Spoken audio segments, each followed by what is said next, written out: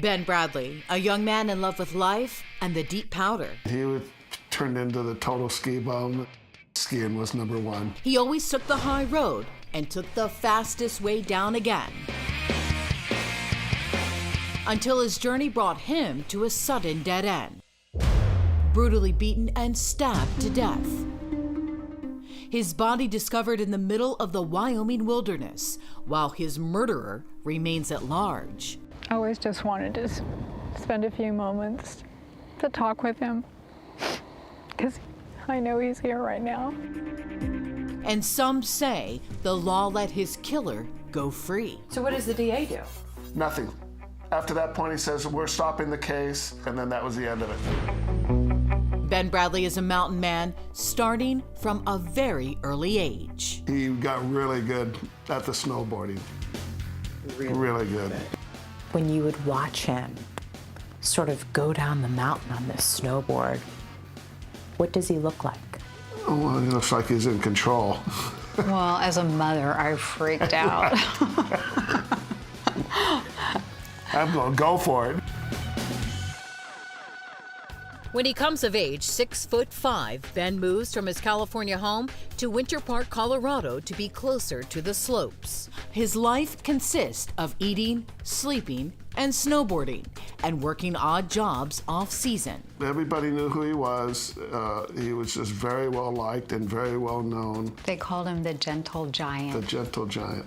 And now Ben heads out to another favorite spot, Jackson Hole, Wyoming, about 450 miles away. He plans to celebrate his 29th birthday with friends the best way he knows how, by snowboarding off a glacier. And he's using his favorite mode of travel, his thumb. He hitchhiked a number of places. He didn't think anything about it. I knew his birthday was coming up, so I called early. I wished him happy birthday and told him I loved him and to be careful. Yeah, actually, remember we sang happy birthday to him on the phone. Yeah, it's on the phone. So that was the last time I talked to him. Later that day, he makes it to Rock Springs, Wyoming, and calls them back. But his parents are out driving in an area with no reception, and the call doesn't go through. We know he was picked up in Rock Springs because we had the cell phones checked into, and his last phone call was from the cell site there at Rock Springs. Right. When they don't hear from him the next couple of days, Ben's parents take it in stride. One thing they know about their son, he can take care of himself. He would just go off to the side of the road in the forest there, and he'd open up his bag and sleep. It's not something he hasn't done before. I've known him actually to go up in the wilderness for 4 days and just camp out in the wilderness. They also know that he would never miss a ski day. And as the days pass, Ben's friends at Jackson Hole become worried when they don't see him. They called us up and said, look, Ben was supposed to be here this weekend, and he didn't show up. What did you guys think? Just kind of freaked out because that's not really like I knew that's where he wanted to be, and that's not like him. Alarmed, Ben's parents fly out to Rock Springs. Kind of lost a little bit of heart in at that time because I just looked down and I said, the chances of us finding him here, it's just a vast nothingness. They began a desperate search for Ben in the unforgiving western Wyoming landscape.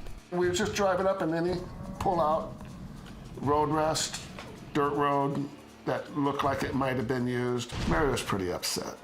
You know, she was yelling for Ben's name out there a couple times. They hand out pictures of Ben all the way up to Jackson Hole, but there was no sign of him. They fly home again and post his picture on a missing persons website, an experience that only increases their worries and fears as the reality sinks in. We were astonished at how many people are on that webpage and not found, and that scared me. And then, 3 months after Ben goes missing, a possible break. Ben's backpack is turned into police by a man named Tommy Bowman, who says he found it soon after Ben disappeared. Bowman claims it was floating in a river about 70 miles south of where Ben was last reported. He had observed one of the missing person flyers that Ben's parents had put up in the hopes of locating Ben. He told the records clerk at the Rock Springs Police Department that he had the missing person's backpack. There were some personal belongings inside the backpack, and one of them was a vehicle title that had the name Benjamin Bradley on it. But there's something about the story that doesn't sit right with police. He knew who the bag belonged to. Correct. And for some odd reason, all these months later, he comes forward. That's correct. Is that a red flag for you? It absolutely is. Just 2 days later, Ben's parents get a terrible call. Their Ben has been found, murdered.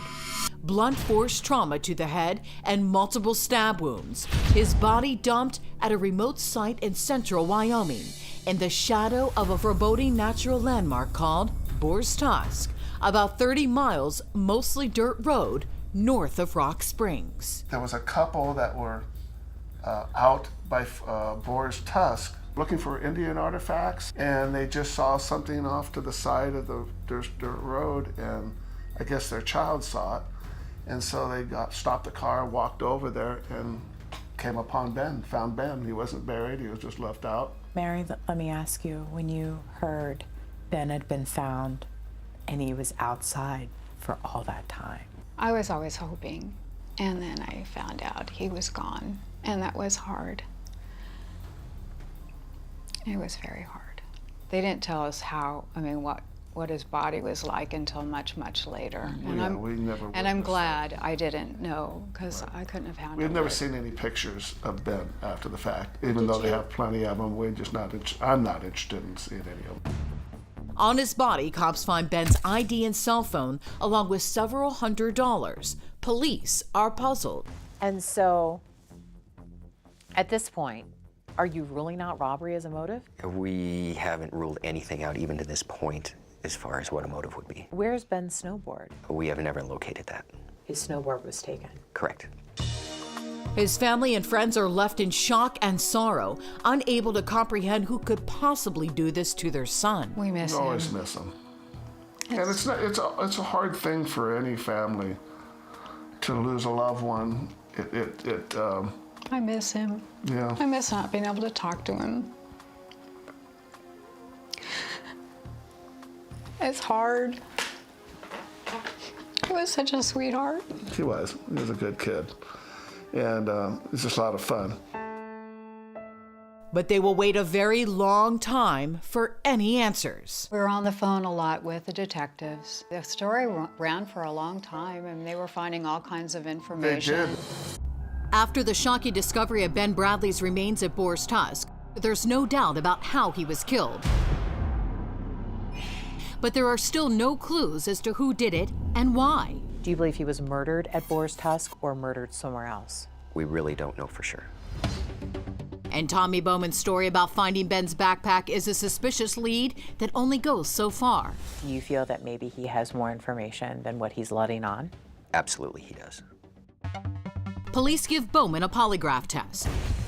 He is not named a suspect in the case, but cops keep a close eye on him. In all the interviews, his statement has never been consistent. But his decision to go on national television with his story about how he found the backpack leaves lawmen baffled. When did you find this backpack that belonged to the man who was murdered? This was back in June. I was out jet skiing with my best friend Tania and stumbled across it floating in the water from one of the main beaches. Actually appears on the Greta Van Susteren show. Correct. Were you surprised? Absolutely, at first. Especially the information that Tommy was giving us was not accurate. Tommy implicated other people being with him when he located the backpack, which was not true. Did you track those people down? We did. In fact, those people were watching because he had called them and said, "Hey, I'm going to be on TV," and they were astonished to find out that he had dropped their name like that. And he also indicated that he showed no deception in that polygraph. Is that accurate? No, it's not. So in his polygraph, there is deception. Correct. But the case gets blown wide open when this man enters the picture. His name is Eric Kahn. He was sitting in jail 1,100 miles away in St. Louis, Missouri on another charge. During his interview with police there, he starts talking about the details of Ben Bradley's death, details that had never been released before, and that puts Ben's murder case on the front burner at full boil.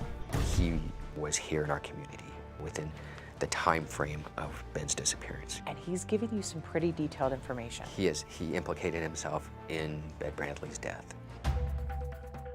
To this day, police are keeping most of those chilling details to themselves, but they are sure that Khan is the real deal. Do you say that he's given you information that's never been shared with the public before? He has. And would you say that you learned more about Ben's death through Eric Khan?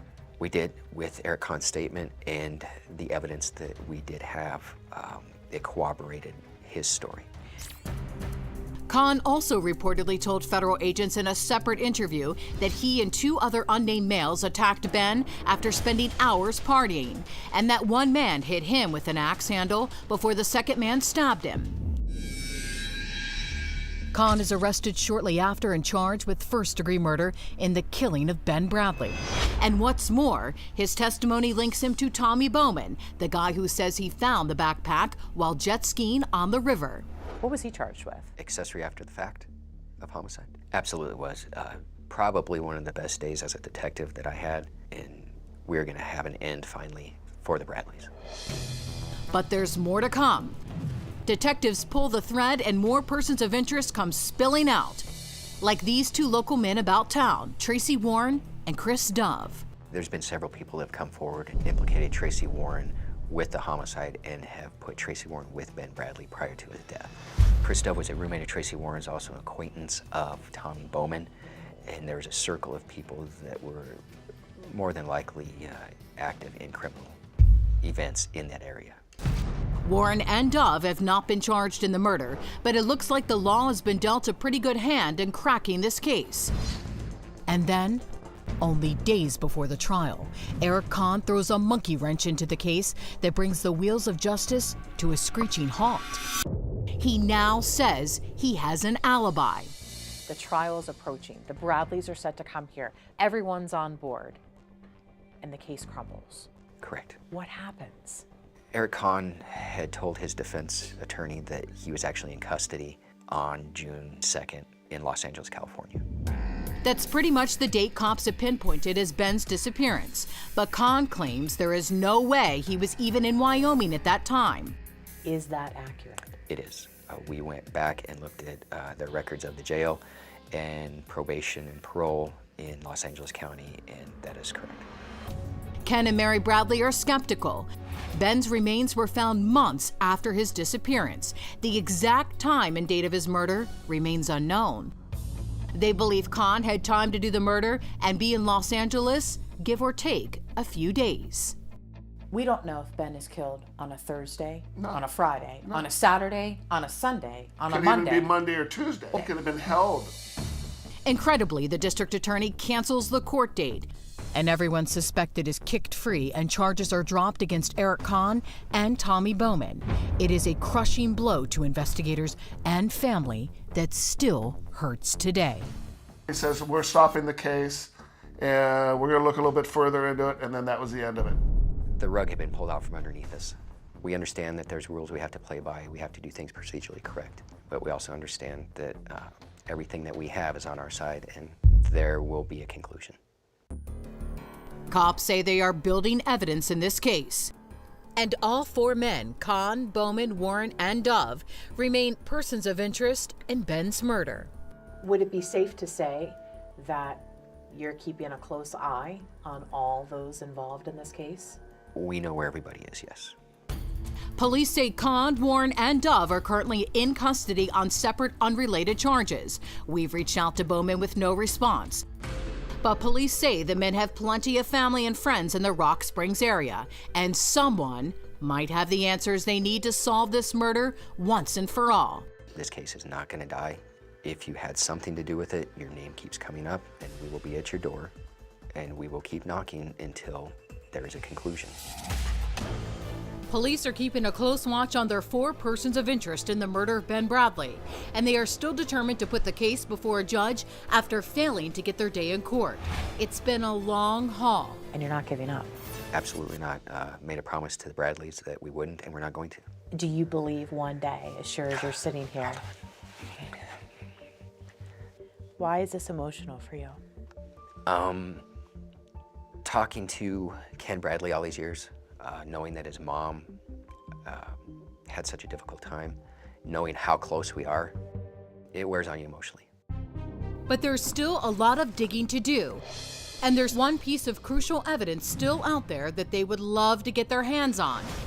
It's Ben Bradley's single most prized possession. And finding it could go a long way towards solving his murder, his custom-made snowboard. His board was missing, you know, the backpack was missing, these things. So I figured it was a robbery. If you could figure out where that snowboard has been over the last 10 years, it might lead you back to the person who had it. Absolutely, it'd be another piece of evidence that we could corroborate with statements. And what is so special about this particular snowboard? I paid a visit to the manufacturer Never Summer in Denver, Colorado to find out. So this is the board that was a lot like Ben's. Yeah, this is one of our custom boards. Tell me, how does this work? Yeah, just you pop off these tip clips, and then it just comes apart like this. So these two are the portions that you would use to climb up the hill. Yeah. Ben paid well over $1,000 for this one-of-a-kind custom board, choosing his own graphics and placing the order online. The board was what color? Black and red on the bottom, and the top was black with an eagle on it, different colors in it. The number's just behind the front binding. This is board 97. Ben's board was 55. Yeah, Ben's was number 55. And back in Rock Springs, police say they have never been so close to getting their hands on that board. It involves the person of interest, Tracy Warren, and a shocking piece of testimony. One of Tracy Warren's siblings had called our office and stated that the snowboard had been in Tracy's house. Who said this? Tracy's sister.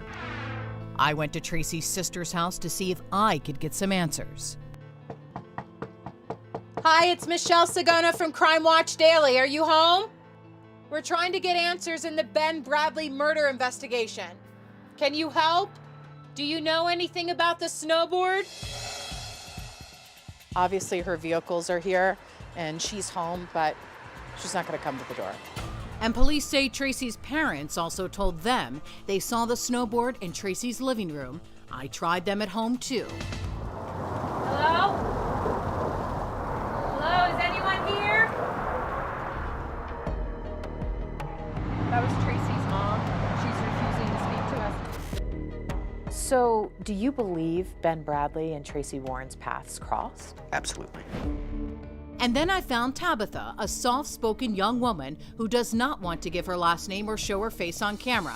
She says she has a special connection to both Tracy Warren and Chris Dove. I did date both those guys, and they were a couple of the nicest guys I've ever dated. They would open car doors for me. They were always concerned about me and my well-being, like very gentlemen towards me. You don't Very think much that there's so. any way that either one of those men could have harmed Ben Bradley? Not in my opinion, no. No? No. Do you Not still in their love right, them? Not in their right state of mind anyway. Not in the right state of mind? What does that mean? Do you think that maybe drugs may have impacted their decision? I couldn't say. Were they on drugs at the time? I don't know. And then we get right to the point. Who do you think killed Ben Bradley?